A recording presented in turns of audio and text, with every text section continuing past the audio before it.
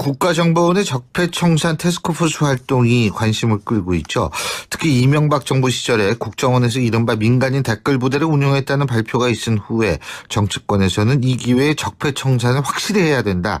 아니다. 이거는 정치보복이다. 이런 공방이 오가는 상황인데요.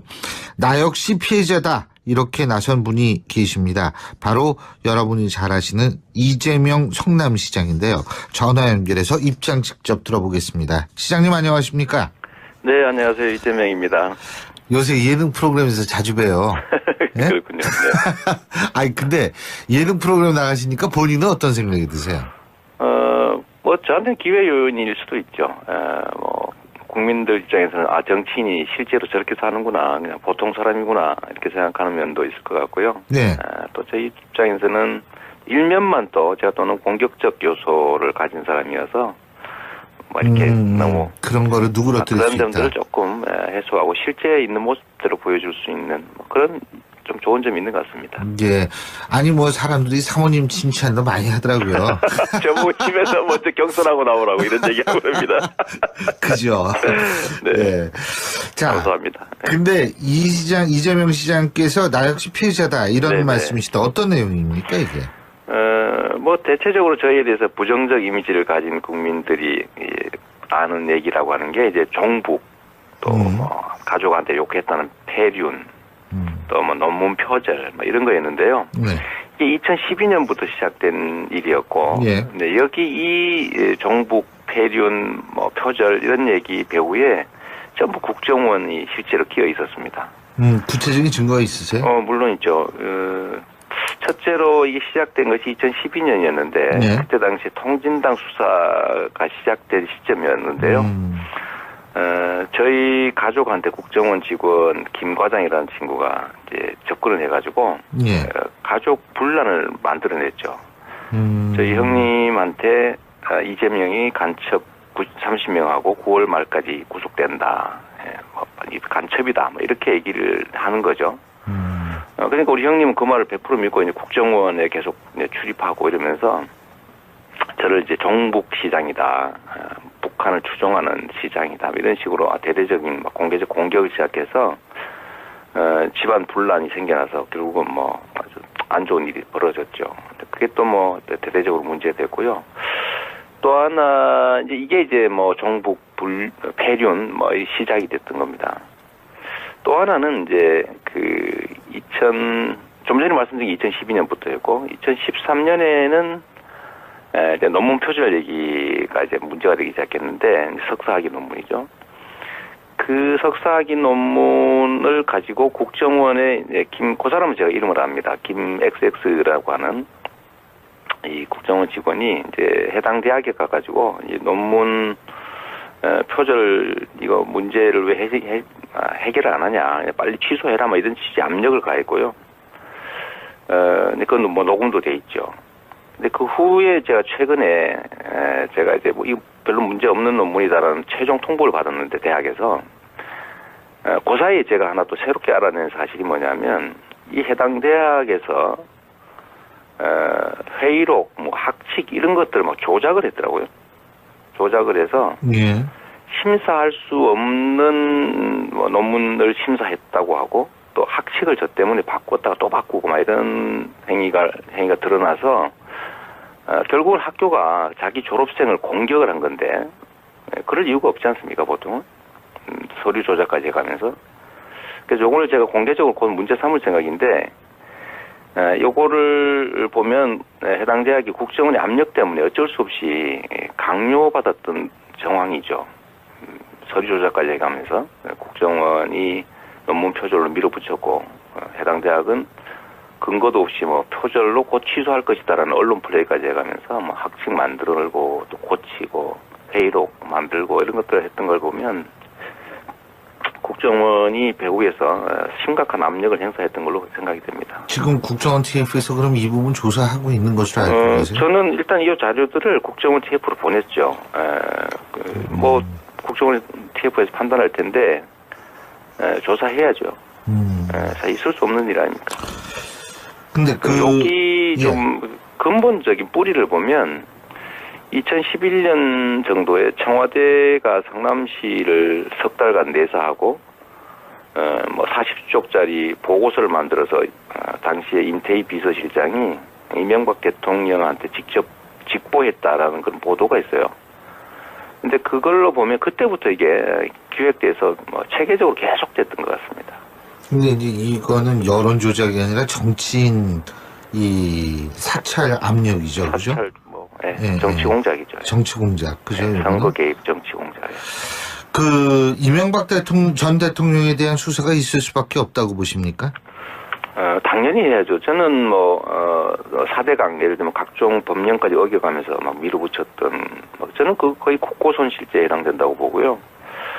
그 외에도 예를 들면 제2롯데월드 이거 직권남용죄에 해당됩니다. 뭐 제가 그 당에 있을 때 한 10년 가까이 전이지만 그때도 뭐 매우 자주 많이 지적했던 거죠. 어떻게 공항 할주로를 바꿔가면서 건축허가를 내줄 수가 있습니까? 그런 거라든지 이 터무니없는 자원외교 이런 실상들을 다 조사를 꼭 해야 되고 특히 뭐 대통령 재임 시에는 공수처가 중단이 되니까 지금 한 4, 5년밖에 안 지난 거라서 거의 모든 범죄 행위에 대해서 다 처벌할 수 있습니다. 그래서 반드시 해야죠. 근데 이게 지금 이 야당 쪽에서는 정치적 의도가 의심된다. 적폐청산이라는 이름의 정치 보복이다. 이런 얘기를 하고 있는데요. 이게 합리적인 사회라면요. 죄를 지으면 합당한 벌을 받는 게 맞는 거죠. 그리고 이게 원래 권력과 책임은 같은 크기인 거예요. 그러니까 권력이 많으면 책임이 더 커지는 거죠. 근데 우리나라는 이 권력이 크면 책임이 적어지는 방향으로 지금까지 나라가 운영되어 왔습니다. 이제 좀 더 저발전 국가인 거죠. 그걸 이제 정치보복이라는 이름으로 합리화했던 거예요. 근데 진짜 정치보복은 없는 죄 만들어서 덮어 씌우는 것 같은 걸 말하는 거죠. 예를 들면 뭐 김대중 대통령 감처벌을 못하든지 이런 것들을 말하는 거고, 지은 죄에 대해서 합당한 처벌을 가하는 거는 그건 뭐 상식을 회복하는 거지 정의를 구현하는 거지 이게 어떻게 정치보복일 수 있겠어요. 그런 정치보복은 그게 진짜 정치보복이라 불린다면 뭐 그 당연히 해야 되는 일인 거죠. 예. 네네. 제가 이거 좀 여쭤보고 싶은데 다음 주면 이제 문재인 정부 출범 100일이 되는데 한때 경쟁 후보였던 입장에서 문재인 정부한테 몇 점이나 주고 싶으세요? 뭐 잘하고 계시죠. 뭐 제가 뭐 채점하는 사람 아니니까 점수적인 좀 그렇고. 아니 잘한 일도 있고 못한 일은 없다고 보세요? 뭐 어려움에 봉착하고 있긴 한데 일단은 최선을 다하고 있다고 보여지고요. 나름 적폐청산이라든지 이런 문제에 대한 성과를 내고 있고. 예. 지금 어려운 점이라면 이제 대외 관계, 특히 남북 관계일 텐데, 그거는 뭐 전임 정부에서 워낙 엉망으로 좀 복잡하게 꼬여 있기 때문에 어쩔 수 없는 측면이 있는 거죠. 뭐 최선을 다하고 있다고 생각합니다. 근데 어제 발표한 건강보험 개혁안 이 비급여 부분을 확 줄이는 거 이 부분은 어떻게 보세요? 이쪽에 관심 많으시잖아요, 우리 이 씨는. 제가 아직 그 내용을 잘 못 봤네요. 미안합니다. 예. 아니 그러니까 2022년까지 본인 부담을 거의 그러니까 돈이 없어서 치료를 못 받는 일을 없게 하겠다. 건강보험. 이 부분은 어떻게 보세요? 2022년까지. 지금 내용을 잘 정확히 몰라서 좀 알고 말씀드리도록 하겠습니다. 예. 네네. 그것도 어떤 의미로 제가 이거 받아들여야 될지 모르겠네요. 아니, 지금 제가 내용을 정확히 몰라요. 예, 네네. 그렇군요. 모르고 얘기하는 건 좀 문제여서. 네. 그리고요, 정부의 슈퍼리치 증세안에 대해서 논란이 네네. 있었죠. 그죠? 근데 이게 결국은 뭐냐 하면 서민 증세까지 이어질 것이다. 이런 주장이 있는데, 이거는 뭐라고 보세요? 저는 뭐, 이런 문제는 확고하죠. 지금 우리 경제의 어려움은 격차 때문이다. 지나치게 자원과 이익이 특정 계층한테 쏠려 있으니까, 이제 효율을 발휘하지 못하고, 저성장 국면으로 접어드는 거죠. 해결하는 방법은 이제 기회, 경쟁, 그다음에 결과 배분이 공정해지는 거고요. 그 방법 중에 하나가 증세를 통해서 국가 재원을 늘리고 복지를 확대함으로써 불평등을 해소하는 과정입니다. 그러니까 증세와 복지 확대. 이건 모든 국민이 동의하지 않습니까? 하다못해 새누리당, 자유한국당도 동의하는 부분일 텐데. 문제는 세금을 깎자는 것도 역시 서민을 도움을 주자 이런 취지일 거예요. 그러면 뭐 서로 합쳐할 수 있는 게 있는 거죠. 예, 알겠습니다. 서민 감세하는 만큼 예. 이제 부자 슈퍼리치 증세를 더하는 걸로 타협하면 되겠죠. 지으면 합당한 벌을 받는 게 맞는 거죠. 그리고 이게 원래 권력과 책임은 같은 크기인 거예요. 그러니까 권력이 많으면 책임이 더 커지는 거죠. 근데 우리나라는 이 권력이 크면 책임이 적어지는 방향으로 지금까지 나라가 운영되어 왔습니다. 이제 좀 더 저발전 국가인 거죠. 그걸 이제 정치보복이라는 이름으로 합리화했던 거예요. 근데 진짜 정치보복은 없는 죄 만들어서 덮어 씌우는 것 같은 걸 말하는 거죠. 예를 들면 뭐 김대중 대통령 감처벌을 못한다든지 이런 것들을 말하는 거고, 지은 죄에 대해서 합당한 처벌을 가하는 거는 그건 뭐 상식을 회복하는 거지 정의를 구현하는 거지 그게 어떻게 정치보복일 수 있겠어요. 그런 정치보복은 그게 진짜 정치보복이라 불린다면 뭐 그 당연히 해야 되는 일인 거죠. 예. 네네. 제가 이거 좀 여쭤보고 싶은데, 다음 주면 이제 문재인 정부 출범 100일이 되는데, 한때 경쟁 후보였던 입장에서 문재인 정부한테 몇 점이나 주고 싶으세요? 뭐 잘하고 계시죠. 뭐 제가 뭐 채점하는 사람 아니라서 점수적인 좀 그렇고. 아니 잘한 일도 있고 못한 일은 없다고 보세요? 뭐 어려움에 봉착하고 있긴 한데 네. 일단은 최선을 다하고 있다고 보여지고요. 나름 적폐청산이라든지 이런 문제에 대한 성과를 내고 있고. 예. 지금 어려운 점이라면 이제 대외 관계, 특히 남북 관계일 텐데, 그거는 뭐 전임 정부에서 워낙 엉망으로 좀 복잡하게 꼬여 있기 때문에 어쩔 수 없는 측면이 있는 거죠. 뭐 최선을 다하고 있다고 생각합니다. 근데 어제 발표한 건강 일이었고, 예. 네, 여기 이 종북 폐륜, 뭐 표절 이런 얘기 배후에 전부 국정원이 실제로 끼어 있었습니다. 구체적인 증거가 있으세요? 물론 있죠. 첫째로 이게 시작된 것이 2012년이었는데 네. 그때 당시 통진당 수사가 시작된 시점이었는데요. 저희 가족한테 국정원 직원 김 과장이라는 친구가 이제 접근을 해가지고 예. 가족 분란을 만들어냈죠. 저희 형님한테 이재명이 간첩 30명하고 9월 말까지 구속된다. 간첩이다. 뭐 이렇게 얘기를 하는 거죠.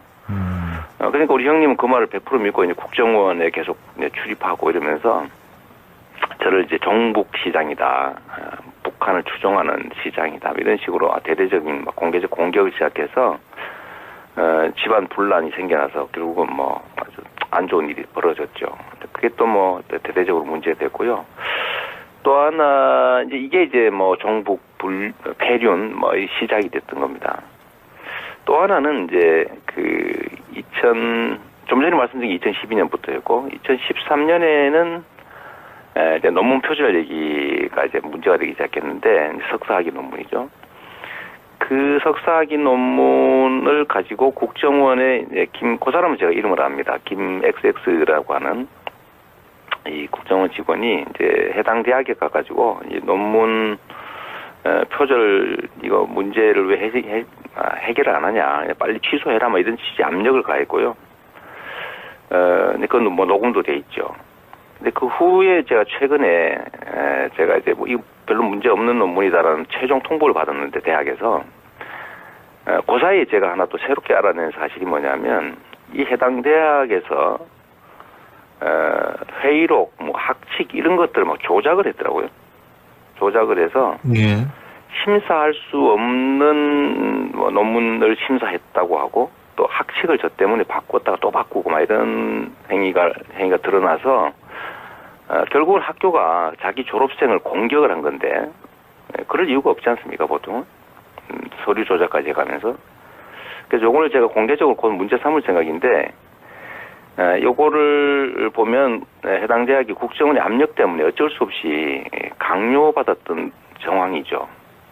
서류 조작까지 해가면서 국정원이 논문 표절로 밀어붙였고 해당 대학은 근거도 없이 뭐 표절로 곧 취소할 것이다라는 언론 플레이까지 해가면서 뭐 학칙 만들고 또 고치고 회의록 만들고 이런 것들을 했던 걸 보면 국정원이 배후에서 심각한 압력을 행사했던 걸로 생각이 됩니다. 지금 국정원 TF에서 그럼 이 부분 조사하고 있는 것으로 알고 계세요? 저는 일단 이 자료들을 국정원 TF로 보냈죠.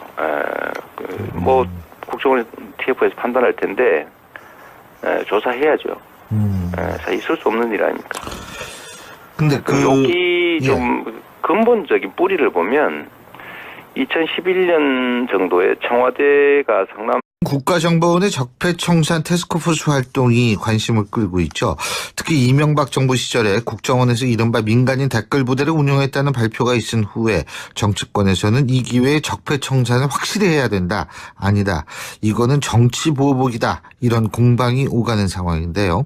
나 역시 피해자다. 이렇게 나선 분이 계십니다. 바로 여러분이 잘 아시는 이재명 성남시장인데요. 전화 연결해서 입장 직접 들어보겠습니다. 시장님 안녕하십니까? 네, 안녕하세요. 이재명입니다.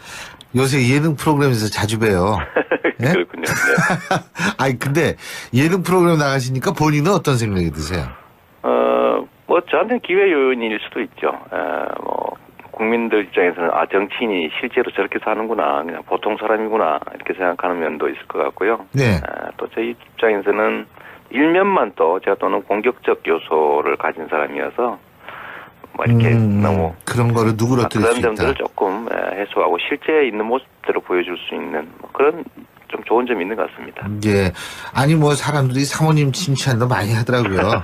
저보고 집에서 먼저 경선하고 나오라고 이런 얘기하고 그럽니다. 그죠. 네. 네. 자, 감사합니다. 근데 이재명 시장께서 나 역시 피해자다 이런 네네. 말씀이시다. 어떤 내용입니까 이게?